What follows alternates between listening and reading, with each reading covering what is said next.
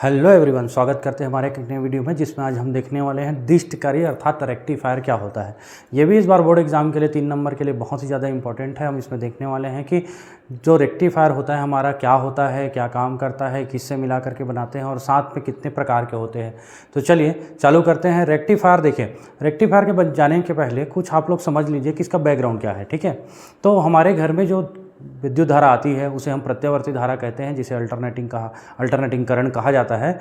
और इस alternating current में हमारे घर के सारे डिवाइसेस चलते हैं। ठीक है, तो देखिए घर में कुछ ऐसे भी उपकरण होते हैं जिसको हम लोग अगर बनाना चाहें तो बना सकते हैं, लेकिन अगर हम एसी करंट में उनको चलाना चाहें तो नहीं चलता। तो उनको करंट देने के लिए हमारे पास क्या होती है, बैटरी होती है। तो बैटरी से डीसी करंट निकलता है, डायरेक्ट करंट, डिस्ट धारा निकलती है। तो अगर बैटरी ख़त्म हो जाएगा तो फिर से हमको बैटरी को क्या करना पड़ेगा, रिप्लेस करना पड़ेगा। तो इसका हमने एक जुगाड़ निकाला है कि हम लोग प्रत्यावर्ती धारा को ही डिस्ट धारा में बदल सकते हैं। इस प्रत्यावर्ती धारा को डिस्ट धारा में बदलने वाले डिवाइस को ही हम रेक्टिफायर कहते हैं। और इसका भी उपयोग लगभग सभी इलेक्ट्रॉनिक सर्किट में किया जाता है, यानी कि अर्धचालक वाले सर्किट में किया जाता है। ठीक, और इसमें हम लोग देख रहे हैं यहाँ पर आपको बहुत सारे इलेक्ट्रॉनिक डिवाइसेस दिख रहे होंगे, जिसमें ये हमारा डायोड रहा, ये हमारा ट्रांजिस्टर रहा, 3 पैर वाला जिसका होता है ये ट्रांजिस्टर कहलाता है, ये डायोड कहलाता है। और इसी में हमारा कुछ जो ऐसा शेप वाला है ये हमारा कहलाता है रेक्टिफायर, जिसे हम कहते हैं डिस्टकारी। तो आप देख सकते हैं कि ये वाला हो गया, ये हो गया, ये हो गया। तो ये सारे के सारे जो डिवाइसेस हैं ये आपके क्या कहलाते हैं, रेक्टिफायर। ये सब के सब क्या कहलाते हैं, रेक्टिफायर कहलाते हैं। और इनका काम जो है वो तो हमको पता है कि ये एसी करंट को डीसी करंट में बदलता है। ठीक है, तो चलिए आगे बढ़ते हैं और इसके बारे में हम पूरी जानकारी ले लेते हैं। रेक्टिफायर अर्थात डिस्टकारी अर्थात हमारा इसका काम एकदम सिंपल है। ये एसी करंट को डीसी करंट में कन्वर्ट करता है, बस खत्म। एसी करंट को अर्थात प्रत्यावर्ती धारा को डिस्ट धारा में बदलता है। ठीक है, एकदम सिंपल है ये।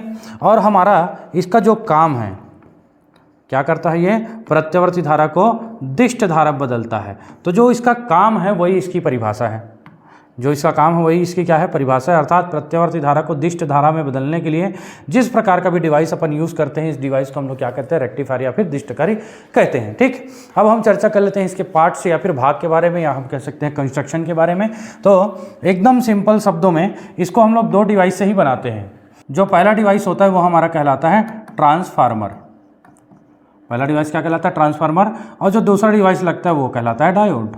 बहुत ही ईजी तरीके से, एक जो डिवाइस है हमारा क्या कहलाता है, ट्रांसफार्मर, और दूसरा जो डिवाइस होता है वो कहलाता है डायोड। तो इन 2 डिवाइस का यूज़ करके हम लोग डिस्टकारी को बनाते हैं। ठीक, अब इन दोनों डिवाइस को यूज़ करने का 2 तरीका हो सकता है। तो इसमें भी प्रकार जो होते हैं वो 2 प्रकार के होते हैं। तो इसके प्रकार के बारे में अगर हम चर्चा करें तो इसके मेनली 2 प्रकार होते हैं। एक होता है हाफ वेव, जिसे हम कहते हैं अर्ध तरंग हिंदी में, और दूसरा जो होता है वो हमारा होता है फुल वेव, जिसे हम कहते हैं पूर्ण तरंग। नाम के हिसाब से इनका काम भी है। ठीक, इसके अलावा भी एक और प्रकार होता है जिसे हम ब्रिज रेक्टिफायर कहते हैं, सेतु डिस्टकारी। तो आज हम जो चर्चा करने वाले हैं वो हमारा हाफ वेव रेक्टिफायर है और फुल वेव रेक्टिफायर है। ठीक, यही 2 प्रकार के जो हैं, इनमें से एक जो है वो 3 नंबर के लिए आपके एग्जाम में आ सकता है किसी भी सेट में। तो चलिए पहले हाफ वेव रेक्टिफायर को चेक करते हैं। तो आपको दिख रहा होगा कि ये हाफ वेव रेक्टिफायर में हमारा जो हम लोग मेनली यूज़ करने वाले हैं वो हमारा क्या होता है, ट्रांसफार्मर, और साथ में क्या होता है, डायोड। ठीक, तो इसमें हम एक ट्रांसफार्मर और एक डायोड को यूज़ करते हैं। किसका किसका, एक ट्रांसफार्मर और एक डायोड। एक ट्रांसफार्मर का यूज़ करते हैं और एक किसका यूज़ करते हैं, डायोड का। आप देख पा रहे होंगे कि ये सर्किट डायग्राम तो है, लेकिन आपको इसमें समझ में नहीं आ रहा कि ट्रांसफार्मर क्या है और डायोड क्या है। तो मैंने एक और डायग्राम यहाँ पे रखा हुआ है ताकि इसके पार्ट्स को समझा सकें। ये जो है हमारा ब्रिज रेक्टिफायर है। तो इस ब्रिज रेक्टिफायर में ये जो है हमारा ट्रांसफार्मर है और ये जो होता है ये हमारा डायोड है। ठीक है, तो ये हमारे 4 डायोड यूज़ कर रहे हैं, तो इसको हम लोग ब्रिज रेक्टिफायर कहते हैं। तो हालांकि इसको हमको नहीं पढ़ना है, मैंने सिर्फ पार्ट्स दर्शाने के लिए डायग्राम आपके सामने रखा है।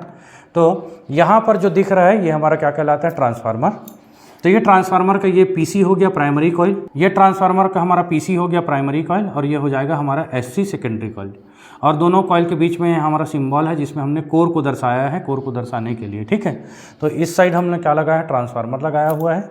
और यहाँ पर ट्रांसफार्मर के आउटपुट में सेकेंडरी कॉइल से लगा हुआ हमने एक डायोड लगाया है जिसको हमने नाम दिया है डी।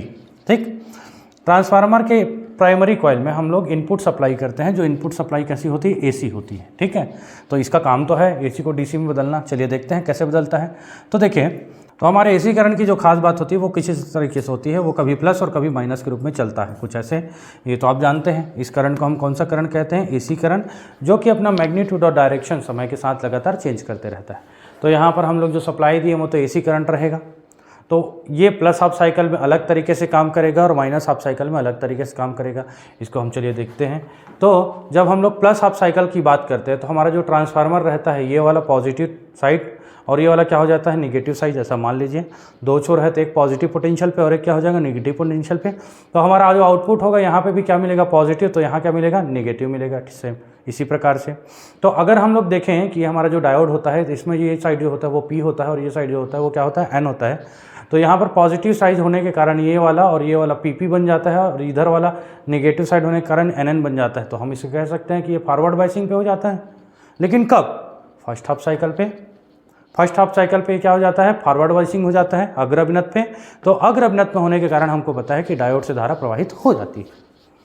हमने पीएन संधि डायोड का अग्र अभिनत और पश्चिम अभिनत की वर्किंग हमने देख ली है, हमारे चैनल पे आप जाके देख सकते हैं। तो फर्स्ट हाफ साइकिल में हमारा पॉजिटिव साइकिल होने पॉजिटिव बन जाता है और पॉजिटिव बनने के कारण ये हमारा फॉरवर्ड बायसिंग पे हो जाता है और इसमें से धारा बहने लगती है।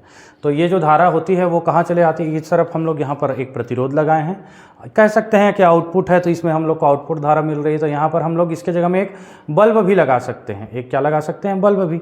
और अगर इसमें से धारा बहेगी तो बल्ब क्या हो जाएगा, जल उठ जाएगा, जल जाएगा, ठीक। तो इस तरीके से ये हो सकता है, ठीक। अब बात करते हैं नेगेटिव हाफ साइकिल का। तो नेगेटिव हाफ साइकिल में अगर हम बात करेंगे पॉजिटिव, तो हाँ, तो अब क्या हो जाएगा, निगेटिव। तो ये नेगेटिव था, वो क्या हो जाएगा, पॉजिटिव। तो अगर ये यहाँ ऊपर वाला टर्मिनल क्या रहेगा, निगेटिव, तो हमारा ये वाला टर्मिनल भी क्या हो जाएगा, निगेटिव। तो ये टर्मिनल क्या हो जाएगा, पॉजिटिव। तो इस हिसाब से ये हमारा पॉजिटिव, तो जो पी टाइप का जो सेमीकंडक्टर है, ये हमारा किस टर्मिनल से जुड़ा है, निगेटिव से। तो इस हिसाब से तो ये क्या हो जाएगा, रिवर्स बायसिंग हो जाएगा। तो अब रिवर्स बायसिंग की बात करें तो रिवर्स बायसिंग में हमको करंट मिलने वाली नहीं है। हमको पता है ना भाई कि अग्र अभिनत पे धारा बहती है और पश्चिम अभिनत पे धारा नहीं बहती है डायोड से। तो अग्र अभिनत पे धारा तो बही पहले हाफ साइकिल में, लेकिन सेकेंड हाफ साइकिल में हमारी धारा जो है वो नहीं बही। तो इस हिसाब से हमारा जो ये निगेटिव साइकिल था उसमें हमको कोई भी प्रकार का आउटपुट नहीं मिला। तो अगर हम चेक करें तो हमको जो अगर ये हमारा आउटपुट का लूप बने तो हमको पॉजिटिव मिला, कब, जब इसका पॉजिटिव साइकिल था। लेकिन जब इसका निगेटिव हाफ साइकिल था तो हमको निगेटिव अर्धचक्र में किसी प्रकार का आउटपुट नहीं मिला। तो निगेटिव में नहीं मिला, उसके पश्चात फिर से हमारा पॉजिटिव साइकिल आ गया, तो फिर पॉजिटिव में मिलेगा, तो फिर से प्लस मिलेगा, फिर नेगेटिव में नहीं मिलेगा, फिर से प्लस मिलेगा, नहीं मिलेगा। एक बार धारा मिलती है और एक बार धारा नहीं मिलती है। तो देखिए यहाँ पर हमारा तो दो हाफ साइकिल है, दो अर्धचक्र है, और दो अर्धचक्र में हम केवल और केवल एक अर्धचक्र से हमको आउटपुट मिलता है। एक अर्धचक्र से हमको धारा प्रवाहित होती है, दूसरे अर्धचक्र में धारा प्रवाहित नहीं होती, इसीलिए हम लोग अर्ध तरंग दिष्टकारी कहते हैं इसको, ठीक है। तो दिष्टकारी कैसे हुआ नाम, तो दिष्टकारी तो तब कहेंगे ना जब ये एसी करंट को डीसी करंट में बदलेगा। तो इधर जैसे देखें कि हमारा जो है ये डायरेक्शन चेंज कर रहा है, कभी प्लस में और कभी माइनस में, और इधर का डायरेक्शन जो है हमारा हमेशा प्लस और प्लस में चलता है, माइनस का तो कोई सवाल ही पैदा नहीं होता। तो हमारा यहाँ धारा का जो है मैग्नीट्यूड तो चेंज हो रहा है लेकिन डायरेक्शन चेंज नहीं हो रहा है। तो इधर जो मिलता है हमको करंट, इस करंट को हम कौन सा करंट कहते हैं, डीसी या डायरेक्ट करंट कहते हैं। इधर हमने कितना सप्लाई किया, एसी करंट, और इधर हमको क्या मिलता है, डीसी करंट मिलता है। बहुत ही ईजी तरीके से ये हमारा सवाल है और बहुत ही आसानी से आपको समझ में आ गया होगा। चलिए चर्चा करते हैं कि पूर्ण तरंग दिष्टकारी क्या होता है। तो उसके लिए पहले इसके बारे में थोड़ा सा समझ लेते हैं कि देखिए हमने तो दिया 100% और मिला हमको 50%, ये तो गलत बात है। तो इसको हमने और जुगाड़ लगाया और हमने उसको और अच्छा करने का प्रयास किया और कर भी दिया। तो हमने यहाँ पर एक डायोड की जगह पे दो डायोड लगा दिए, एक डायोड की जगह पे दो डायोड लगा दिए। तो अब देखिए दो डायोड वाला क्या होता है, तो जिसे हम कहते हैं पूर्ण तरंग दिष्टकारी, ठीक। तो यहाँ पर भी बीच में जो हमारा रहता है ये हमारा ट्रांसफार्मर है, यहाँ ट्रांसफार्मर, और इधर हम इनपुट देते हैं, इनपुट सप्लाई करते हैं एसी का, और इधर से हमको क्या मिलता है, आउटपुट मिलता है।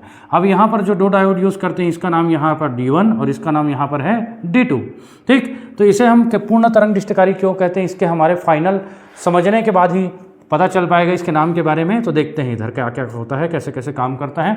तो जब हम लोग फिर से बात करेंगे इसके किसके बाद, प्लस साइकिल की, तो जब इसके प्लस साइकिल की बात होगी कुछ इस तरीके से, तो हमारा प्लस साइकिल में अगर ये टर्मिनल क्या रहेगा, पॉजिटिव, तो ये टर्मिनल क्या रहेगा, निगेटिव। ये तो इनपुट का हुआ, तो इसके आउटपुट में भी ये क्या रहेगा, पॉजिटिव, तो ये क्या रहेगा, निगेटिव। तो उस हिसाब से ये जो डायोड है पॉजिटिव, ये बनेगा हमारा पी साइड, ये हमारे एन साइड रहेगा, ये भी हमारा क्या रहेगा पी साइड, और ये भी क्या रहेगा एन साइड रहेगा, आपको पता है। तो ये जो पी है पॉजिटिव से जुड़ा होने के कारण ये हो जाता है अग्र पे, ये हो जाता है अग्र पे, ठीक है, ये क्या हो जाएगा अग्र पे, और ये निगेटिव टर्मिनल से जुड़ा होने के कारण ये क्या हो जाएगा पश्च पे। तो आपको पता है कि अग्र से धारा बहती और पश्च से धारा नहीं बहती, तो उस हिसाब से हमको पॉजिटिव हाफ साइकिल में D1 तो करंट देगा, लेकिन D2 किसी भी प्रकार का करंट नहीं देगा। तो हमको यहाँ पर एक आउटपुट तो मिल जाता है कुछ ऐसा, ये आउटपुट मिला, लेकिन ये किसके कारण मिला, D1 के कारण, ठीक है। अब बात करते हैं सेकंड निगेटिव साइकिल के। तो इस निगेटिव साइकिल में ये वाला टर्मिनल क्या हो जाएगा निगेटिव, तो ये क्या हो जाएगा पॉजिटिव, ठीक है। तो ये वाला भी हमारा क्या हो जाएगा निगेटिव, तो ये क्या हो जाएगा हमारा पॉजिटिव। तो इस हिसाब से ये वाला हमारा P माइनस से कनेक्ट होने के कारण ये प्लस से हो जाएगा, अब ये हमारा P जो है वो प्लस से कनेक्ट होने के कारण अग्र हो जाएगा। तो इस हिसाब से इस बार इसमें से धारा प्राप्त नहीं होगी पश्च होने के कारण, और इसमें से धारा प्राप्त होगी अग्र होने के कारण। तो यहाँ पर हमारा सेकेंड हाफ साइकिल में भी हमको करंट मिला, लेकिन किसके कारण, तो D2 के कारण कुछ इस तरीके से हमको क्या मिलता है करंट मिलता है, ठीक। तो यहाँ पर हम लोग प्लस माइनस देते जाते हैं, और यहाँ पे हमको केवल और केवल प्लस में धारा मिलती है, डायरेक्शन तो चेंज हो नहीं रहा है। तो फिर से डायरेक्शन नहीं हो रहा है चेंज, इसलिए हम लोग इसको डायरेक्ट करंट का नाम देते हैं। और ध्यान देंगे कि यहाँ पर हम लोग प्लस साइकिल और हाफ माइनस साइकिल का दोनों में हमको आउटपुट मिलता है, प्लस में भी आउटपुट मिलता है और माइनस में भी क्या मिलता है आउटपुट। तो इस हिसाब से हमको पूरे के पूरे तरंग का, पूरे के पूरे वेव का हमको आउटपुट मिलता है, इसलिए हम लोग इसको नाम देते हैं पूर्ण तरंग दृष्टिकारी फुल वेव रेक्टिफायर, ठीक है। देखिए इसमें कुछ भी ऐसा नहीं है जो समझ में ना आए, बहुत ही इजी है ये। हम लोग एक बार फिर से रिकॉल कर लेते हैं कि हम लोग इसका जो मेन पार्ट होता है वो हमारा क्या होता है ट्रांसफार्मर यूज़ करते हैं और साथ में डायोड, हाफ वे में एक डायोड यूज़ करते हैं और फुल वे में दो डायोड का यूज़ करते हैं। और हाफ वे में हमारा एक बार अग्र पे होता है और एक बार पश्च में मिलता है, तो एक बार प्लस साइकिल में मिलता है, माइनस साइकिल पे नहीं मिलता है, ठीक। और फुल वे में हमारा दोनों डायोड एक बार अग्र और एक बार पश्च एकांतर क्रम में होते हैं, तो अग्र में मिलता है और पश्च में नहीं मिलता है करंट। तो इस प्रकार से एक बार D1 से मिलता है, एक बार D2 से, फिर से D1 से, एक बार D2 से, D1 से, D2 से। तो इस तरीके से हमारा ये रेक्टिफायर अच्छे बहुत ही सिंपल वे में क्या करता है काम करता है। और इसके अलावा भी अगर हम लोग इसको और परफेक्ट बनाना चाहें तो हमारे पास ब्रिज रेक्टिफायर होता है, जिसमें एक दो नहीं हम 4 डायोड का यूज़ करते हैं, जिसे हम ब्रिज रेक्टिफायर कहते हैं। ये आपके सिलेबस में नहीं है, इसको आगे कक्षाओं में आपको बताया जाएगा, ठीक। तो ये हमारा रेक्टिफायर का आज का टॉपिक जो हुआ ये बहुत ही आसान तरीके से ख़त्म हो गया। तो आप लोग बताइए कि कौन से नेक्स्ट टॉपिक का आपको वीडियो चाहिए। ये जो हम बनाने की कोशिश कर रहे हैं आप सबके लिए, जो छत्तीसगढ़ बोर्ड के लिए बहुत ही इंपॉर्टेंट क्वेश्चन हो और सके तो इसी में से आप लोग के पेपर में आ जाए। तो अपने दोस्तों के साथ इसे शेयर कीजिए और हमारे अगले वीडियो के लिए हमारे साथ बने रहें। और हमारा अगला वीडियो बहुत ही इंपॉर्टेंट टॉपिक लॉजिक गेट के ऊपर होने वाला है, तो हमारे साथ बने रहें। धन्यवाद।